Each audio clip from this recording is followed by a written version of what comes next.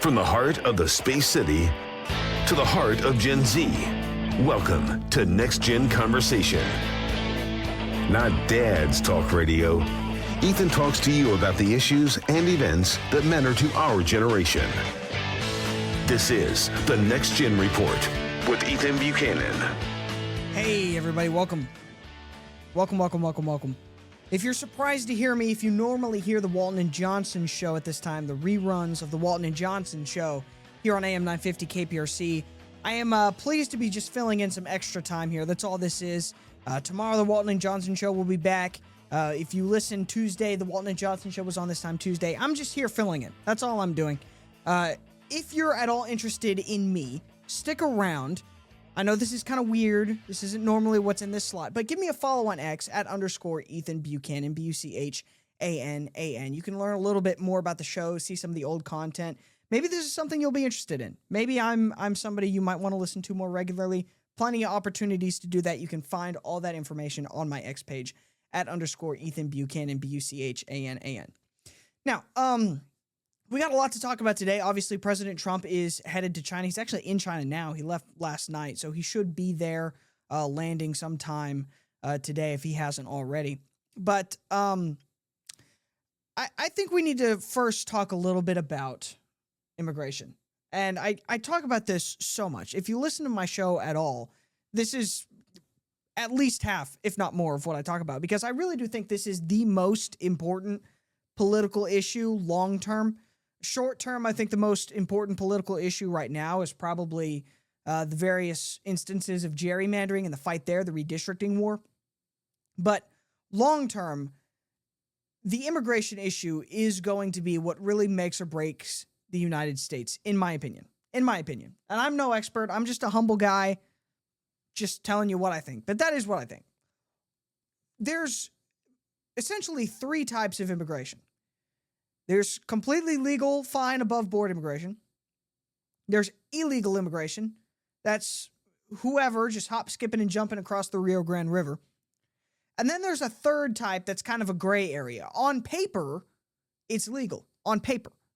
But when you start digging into the papers, you'll start to see that it's actually just full of fraud and abuse. And that's kind of what I want to talk about here. ICE has done this big investigation, and they have found pretty much the kind of Nick Sorter type stuff, the citizen journalist investigations that we've been seeing, where they go to all these businesses that are employing H-1B visa holders and things like that, and finding that it's actually just a whole lot of fraud. It's fake companies that aren't really offering the services they say they offer, that are just hiring people that they then farm out to go work at other businesses, things like that. ICE actually has seen this, it would appear, and has actually done an investigation. So here is that announcement from ICE of this investigation and of what they found. Take a listen to this. Today we are announcing that we have identified over 10,000 foreign students who claim to be working for highly suspect employers. And that's just among the top 25 OPT employers. This is only the tip of the iceberg. Over the past year, we've dramatically expanded our oversight of OPT and can report that we've found fraud nationwide. HSI agents have visited problematic OPT employer work sites in Virginia, Texas, Georgia, Illinois, New York, New Jersey, North Carolina, and Florida. Many of these employers include NGOs engaged in suspicious activity. We've discovered empty buildings and locked doors at addresses where hundreds of foreign students are allegedly employed. In many cases, multiple OPT employers claim to operate from the same address, but none actually lease the facility. We found small residential addresses listed as work sites for hundreds of foreign students, yet no employees were present. When someone does answer the door, their statements are inconsistent, or they claim no knowledge of the business. We're also seeing financial red flags. Many alleged employers display clear fraud indicators, including tax liens, civil lawsuits, collections, and breaches of contract. And we are seeing suspicious financial transactions moving cash across multiple countries. We've discovered that numerous businesses failed to maintain basic employment records for the foreign students, raising serious tax reporting concerns. Now, here's why this is so important. Obviously, it's people in all practicality invading our country. But beyond that, it's a very useful political weapon for the Democrats, for the left, even more than, you hear all the time, oh, the construction industry needs illegal aliens to build houses or whatever. Because, of course, we didn't have any houses in the United States before we started importing hundreds of thousands of illegal aliens every year. This is on paper. This creates statistics. They're fraudulent statistics, they're fake statistics, but they're statistics nonetheless. And then what the left can do is they can point to this and say, look how many workers we have in this country that we rely on. Not just illegal aliens. Look, these are the people that are coming here legally. We need these people. We need these mass immigration programs like, H-1Bs or F-1 student visas or what have you. Because look at all these people coming in and getting good jobs here in the United States and doing important work. And then you actually knock on the doors of these businesses and you realize it's all fraud. You knock on the doors and you realize actually nobody's here. There's supposed to be 6 companies here, but there's not a one person in this building. And also this building that's hosting 6 companies is just a random single family home in Frisco, Texas. Sarah Gonzalez has done a very good job of exposing a lot of that. Go check her stuff out on X. This is a huge problem, not just for the practical reason of, hey, we're being invaded by illegal aliens that are lying to us, submitting fraudulent forms, and then in many cases, I'm sure, taking advantage of our various systems that we have in place to protect our people. Things like Social Security, Medicaid, things like that. And on paper, yeah, sure, they're not allowed to access it, but we know the reality is they do access it. Maybe it's through the funding of funds, but they end up getting a hold of these programs every single time. And even if they weren't, they still shouldn't be here. Because at the very least, very least, it's driving up our cost of housing. Because you've got to put these people somewhere. We've got to do something about this. This can't just be a non-issue. It looks like, thankfully, this is actually being addressed and dealt with, which is very good. I've actually got a case here in Texas that I want to show you. We're running out of time in this segment, so stay tuned through this quick ad break. We've got a ghost daycare business that's essentially operating one of these exact, I think it's H-1B fraud. We'll see what the Texas scorecard has to say about it. So stay tuned. We'll be right back with more of the Next Gen Report in just a second.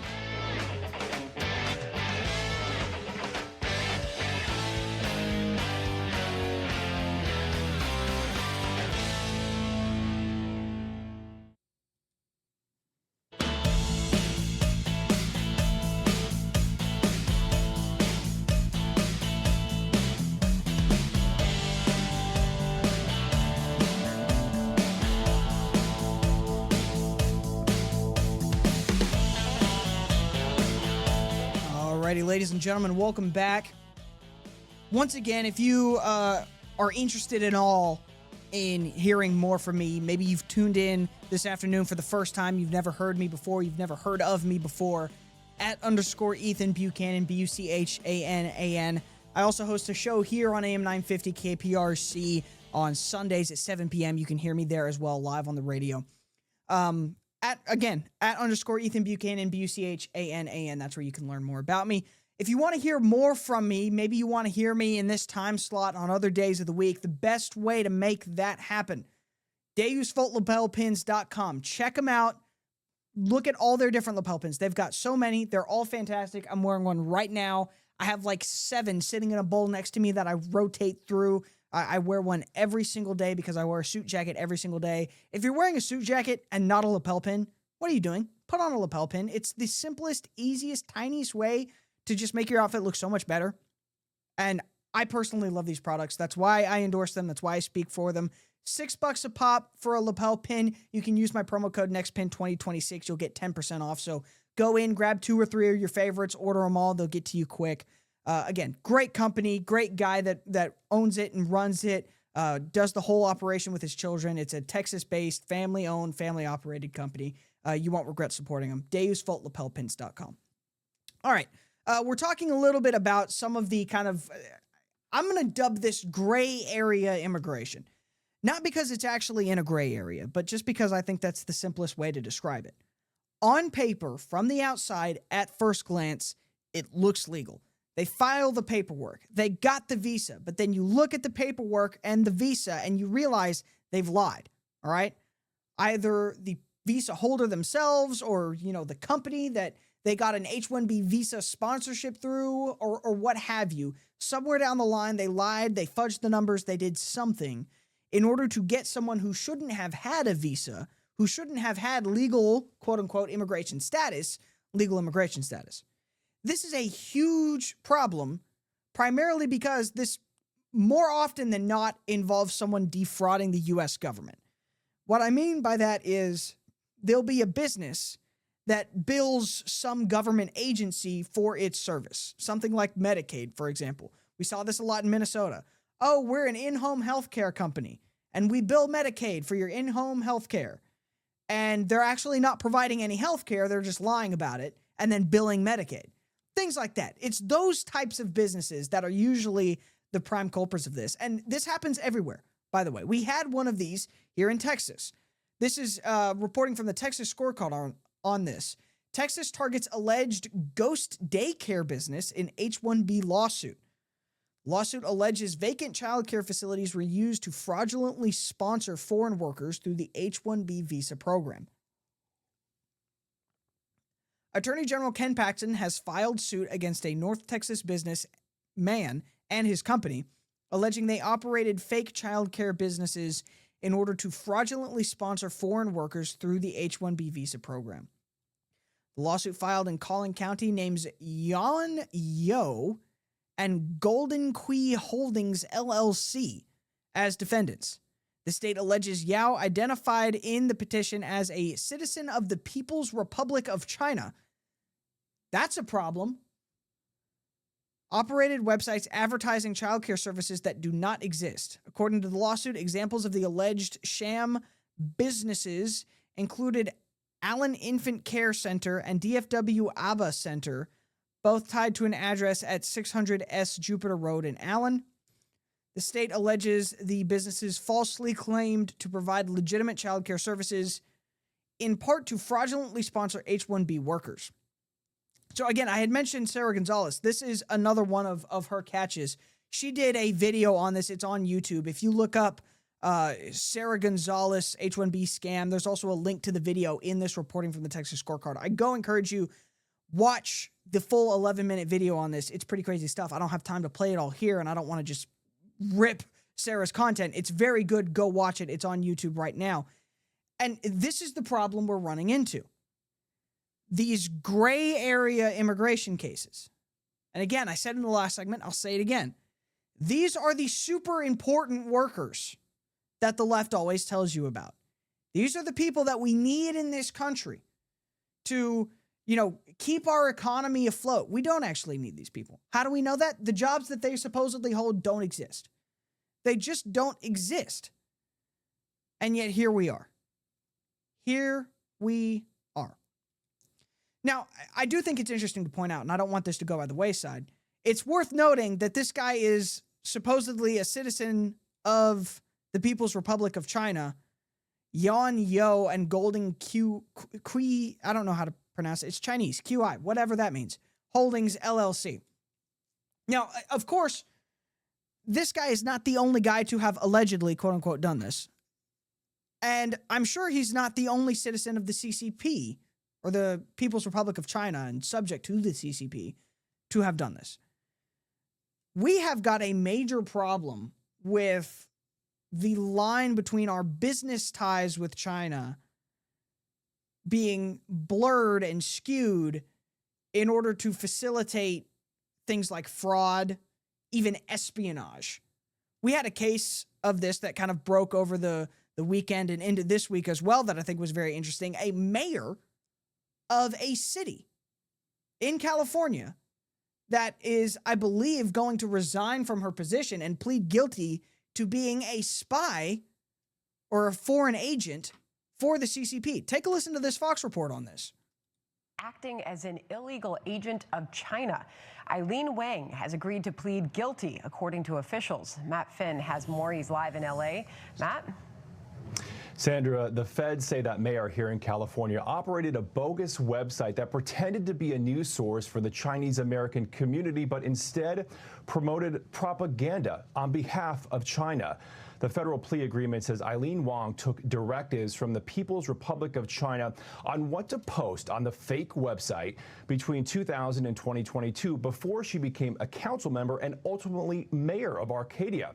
For example, in 2021, Wang reposted a pro-Chinese essay that read, "There is no genocide in Xinjiang. There is no such thing as forced labor in any production activity, including cotton production. Spreading such rumor is to defame China." Well, right after the article was shared on her fake website, a Chinese official messaged Wang and others in a group chat saying, "So fast. Thank you, everyone." Federal prosecutors say Chinese officials had such fine control of the website that they would even message Wang and others about specific paragraphs or edits they wanted in articles, all to make the PRC look good. That is insane. That is insane. Now, I will say, she's the mayor of a fairly small town, or was the mayor, I guess, of a fairly small town in California. So, is this really the biggest national security crisis in the world? No, I mean, probably not, if we're being honest. On a small scale, I mean, I have no idea what the Chinese Communist Party might want with Arcadia, California. But this is a example of a much deeper issue. We have become way too closely tied to a nation that very clearly sees us and treats us as an adversary. We have got to get our minds around that as Americans. China is an adversary. This also exposes another issue with our immigration policy, and that is we allow people to come in and get their paperwork, become citizens, paperwork Americans, so to speak, and then hold public office. And at the end of the day, try as you might, there's really no way to vet that and prevent that other than just saying, hey, naturalized citizens cannot hold public office in the United States. I think it's high time we set that standard. And people will say, oh, no, we can't have two tiers of citizenship. We can't do this, la-di-da-di-da. And I would say, to a certain extent, why not? And then, again, if you've got a better idea, I'd love to hear it, but I don't see one. And we do the same thing with the presidency for the exact same reason. We already do have two tiers of citizenship because I could become the president one day, and this lady never could. All right, we'll be right back.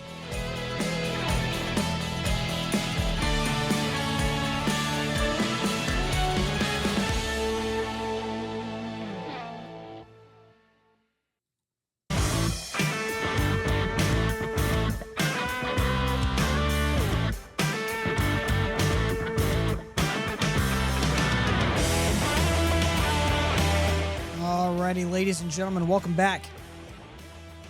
Once again, @_Ethan Buchanan, Buchanan.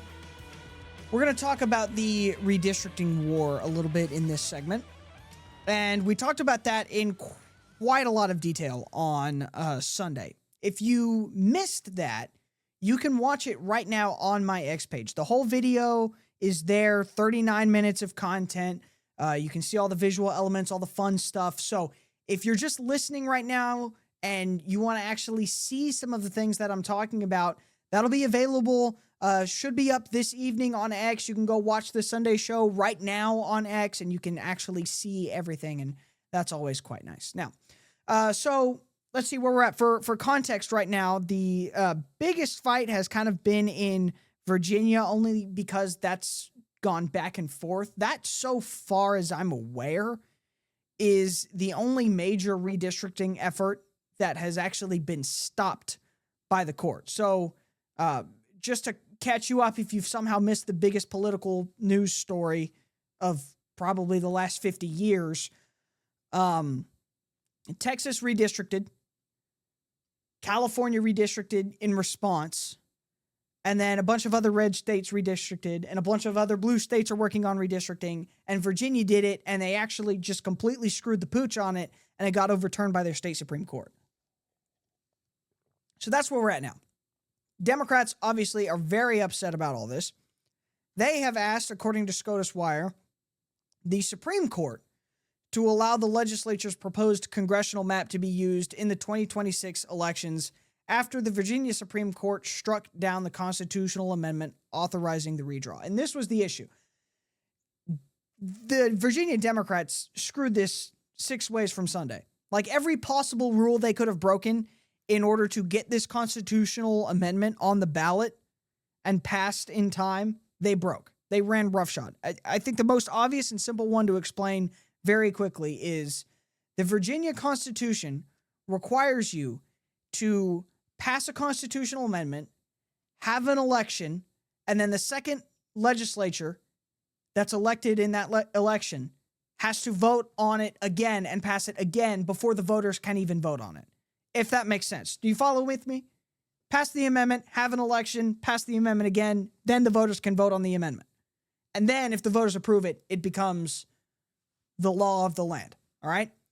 They didn't do that. They didn't even come close to doing that. They didn't even try to look like they were possibly kind of doing that. That whole process presumably takes a couple of years to do. They did it overnight, basically. And so obviously the Virginia State Supreme Court said, hey, you can't do that. We have rules here. I have to imagine that the Supreme Court of the United States, which is where they've now appealed this to, is not going to side with them, if even take up the case. If I were a betting man, I would put my money on they don't take up the case. We'll see. I could be wrong. Who knows? But at this point, the U.S. Supreme Court has issued like 3 or 4 different rulings on redistricting in just the last handful of weeks, and they've all been against the Democrats and what the left wants here. So I wouldn't predict that to change even if they take up the case, which again, I don't think they will. Now, of course, the left has not gotten their way, right? And that means we have to blow up the system. That's what happens. If the left doesn't get their way, they have to completely rejigger the whole everything. So according to Axios Richmond, that's exactly what they're planning to do. Virginia Democrats' official way of fighting back is to argue that the state justices misread the federal election law and Virginia's constitution. Behind the scenes, some Democrats considered going further after a Friday article by the Down Ballot, a progressive outlet, proposed lowering the retirement age for Virginia's judges from 73 to 54 and installing new justices to rehear the case. The idea was reportedly discussed Saturday on a private call involving Virginia's congressional Democrats and U.S. House Minority Leader Hakeem Jeffries, according to the New York Times. So, I'm sorry if I'm throwing a bunch of Virginia technicality and jargon at you. I'm going to have somebody on maybe on Sunday who's actually a Virginian in Virginia who can break this down a little bit more clearly for you. But just so we're all on the same page, here in Texas, our state Supreme Court is elected by the people. In Virginia, justices are appointed by the legislature. Who controls the legislature in Virginia? The Democrats. The radical Democrats who love breaking the rules. So the proposal from the Democrats was bring the retirement age for Supreme Court justices down to 53 years old, which would force out every single justice on the Virginia Supreme Court, every single one, instantly. And then appoint a bunch of new ones that will then presumably go and approve these maps or the Virginia redistricting, which is crazy. You didn't get your way from the Supreme Court, so you're just going to unilaterally change the rules, fire all of them overnight, and then appoint new ones that'll give you your way. And these same people will look at Republicans dead in the eye and say, you guys are lawless, you're just taking advantage, you're a threat to democracy, what have you. I mean, I'm not a big believer in American democracy, quote unquote, because America is not a democracy, it's a constitutional republic. But even that's not very democratic, and it's definitely not in line with a constitutional republic. But it is perfectly in line with the Democrats' standard modus operandi. And that is just change the rules. If you don't like what's going on, just flip the system upside down on its head, rejigger it around, and then get the system to give you what you want, and then back yourself up with the validity of the system. That's what they want to do. They want to be able to say, well, our Supreme Court approved this. Well, yeah, but you've completely stripped all form of legitimacy out of the Supreme Court. They want to do the same thing with the federal Supreme Court. How often do you hear this? Stack the Supreme Court. Expand the court. Appoint new judges. They will do it if they get power. Thankfully, people are actually calling it out. Jonathan Turley was on Fox News. He's a legal expert. If you watch a lot of Fox News, you know who he is. Take a listen to his commentary on this. What's your thoughts? Well, I wrote about this, not because I think that it's likely to succeed, but this sack and pack proposal really captures this age of rage. It captures the fact that now many on the left are saying that we will win by any means necessary. And this is a very important issue for Hakeem Jeffries. He's very unpopular with most people in the country, but he hopes to be the next Speaker of the United States. But in order to do that, he's got to engineer a majority. He's got to get Democrats there in the House to vote for him. He's watching that evaporate across the country.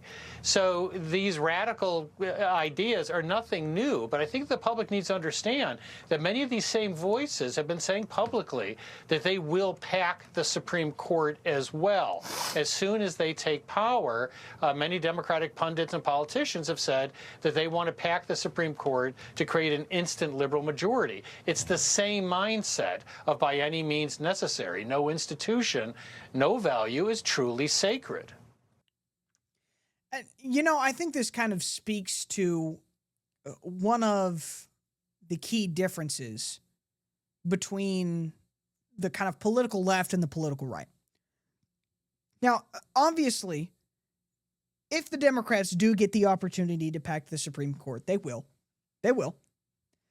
If they do pack the Supreme Court, they will push the utmost radical parts of their agenda. They might not do it all at once. They might take their time, but they will do it.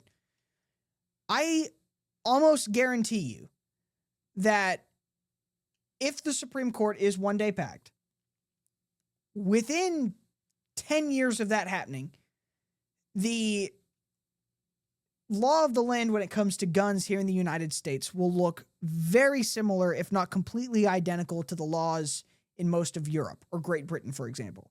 In Great Britain, you're not hardly allowed to have any guns whatsoever. If you work in certain occupations in certain areas, you can maybe have a shotgun. Maybe. And you have to get a license for it, and you have to go through all this rigmarole and background check and what have you, but your average Joe cannot own any gun at all. You definitely can't own a handgun. And Lord forbid it's semi-automatic. Now you're in a world of hurt. Our laws will look like that very quickly in the United States if the Democrats pack the Supreme Court, because they will pass those laws in California. They will sue against laws that are more Second Amendment open here in the United States, and then a packed super lib majority Supreme Court will rule in their favor every time, because the left will not appoint actual constitutionalist judges who read the law and interpret the law fairly. They will import ideologues into the Supreme Court, and it will be a crisis. I'm going to talk about that here in a minute. I'm just running out of time here, but again, I think this speaks to a very important philosophical difference between the political left, the political right. We're going to dig into that in the last segment here coming up. Once again, real quick, before we hop in to an ad break in the next segment, take this time, go follow me on X at _Ethan Buchanan, BUCHANAN. We'll be right back.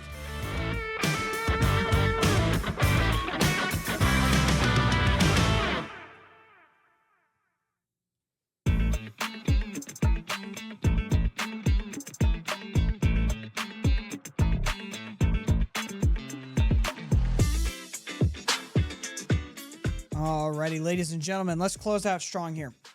So we're talking about court packing now. And I think really and truly that's probably one of the fastest ways to completely destroy the country from the top down. And I saw a tweet that I think made a good point. This is from Swag Jockey Fern. It's some random anonymous account, but it makes a good point here on X.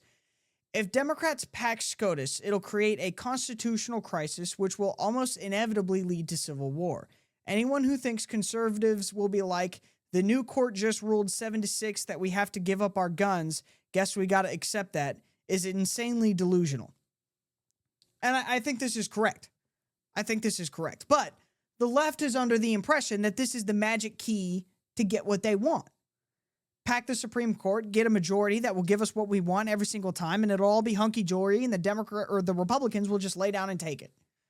That is the thought process on the left, and it speaks to the key difference between the conservatives and the liberals in the United States, the left and the right. The left views institutions as sources of power. Institutions like the Supreme Court, for example, Congress. They believe that those institutions are in and of themselves the power. Now, they also believe that they're right and they're always right. And so if the institutions of power aren't giving them what they want, clearly the institutions are broken and should be fixed. Those two beliefs go hand in hand. The institutions are power. We're supposed to have the power. If we don't have the power and the institution doesn't do what we want, we have to fix it. Because clearly it's broken. Now, the right has almost the exact opposite belief. For the right, the institutions are not the source of power. They are but mere servants of the power.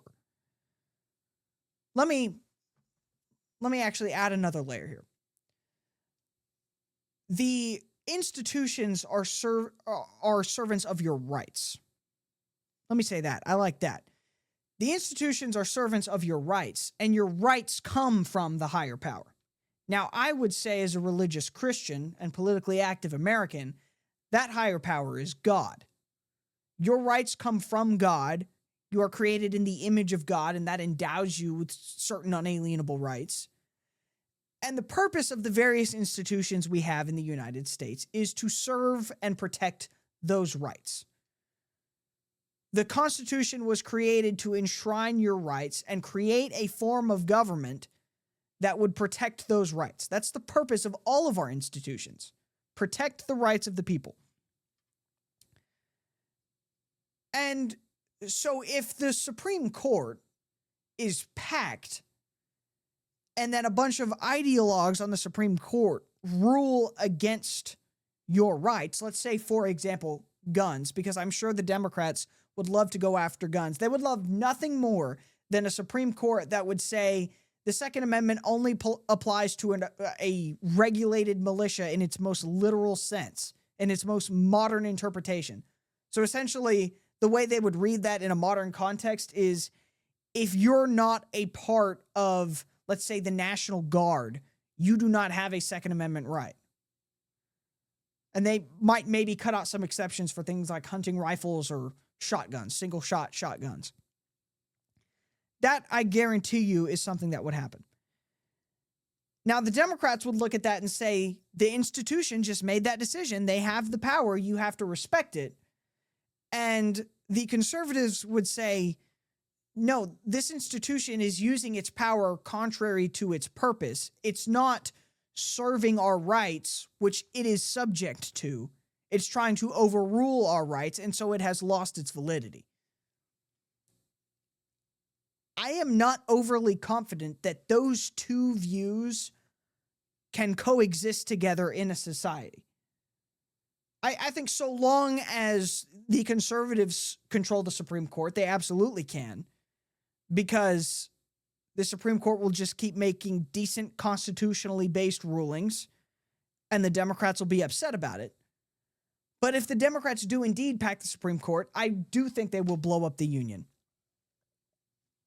God forbid that happens. I'm not rooting for that. I don't want that. That would be terrible. That would be horrible for everyone. Nobody would have a good time. It wouldn't be good for the right. It wouldn't be good for the left. Nobody would enjoy that, but it's what would happen. Anyway, I saw that. I wanted to put that in your mind, on y'all's radar? I think it's just a very kind of interesting thought exercise. How do you view our various institutions? Do you see those institutions as, holders of power, or are they something else entirely? I'd love to know your thoughts. Reach out to me on X and let me know at _Ethan Buchanan, BUCHANAN. How do you view our institutions? Where do their power come from? Where does their power come from? All right, moving on from that, I want to talk about Barack Obama for a minute, specifically in the context of James Tallarico and Gina Hinojosa. Now, Gina Hinojosa and James Tallarico have both been nominated by the Democrat Party in Texas for statewide office. You may or may not know this, but Democrats have not won statewide office in the state of Texas in almost 30 years. Not a single statewide office in the state of Texas has been won by a Democrat in 30 years. Now, they're very convinced that they're going to be the ones to change that, or at least the Democrat Party and the mainstream media wants you to believe that.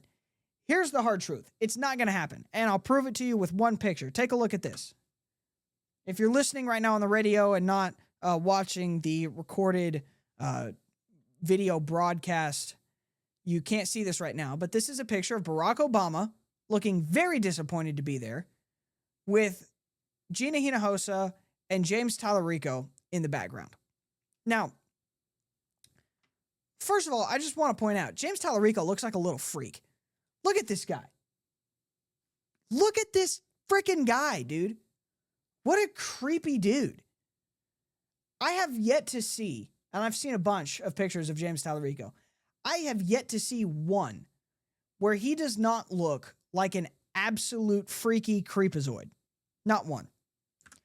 But more importantly, I don't know what they thought having Barack Obama come campaign for them was going to do, but it's really not going to do much. It's really not. Like, I know Barack Obama is supposed to be the left-wing messiah, and so everywhere he goes and touches his mighty hand, magically it turns into a blue state. That's not going to work in Texas, and I'll prove it to you with some actual data. The last time Barack Obama was on a ballot in the state of Texas was 2012. He was running for re-election. He lost the state of Texas by a lot, like 16 points. He lost the state of Texas. So he's not overly popular here. And I'll remind you, since then, this state has gotten redder. I firmly believe if Barack Obama ran statewide in Texas today, he'd lose by at least 20, if not 30 points. I truly believe that. And that's the guy that Gina Hinojosa and James Tallarico have brought in to campaign for them. This is not a move that you make when you're confident. And we know that because Beto O'Rourke was confident in 2018 that he was going to win the state of Texas. And he didn't bring Barack Obama in. This is a desperation move. This is a move that I know we can't win. Let's do our best to drum up as much Democrat left-wing support as we can possibly manage. We'll bring out the radicals who still think Barack Obama was a good president. Maybe, just maybe, he'll make us maybe look like moderate Democrats and we can inch out a little bit. This is a desperation move, and it's not going to work. You're not going to win any support by trotting around Texas with Barack Obama. He's not popular in Texas. He never has been. Lord willing and the creek don't rise. He never will be. So anyway, that is all I have got for you today. Once again, we air this show Sunday, 7 p.m. on AM 950 KPRC. Check us out there if you find yourself driving around the city on Houston, or maybe you just want to listen at home on the free iHeartRadio app. I'll see you then.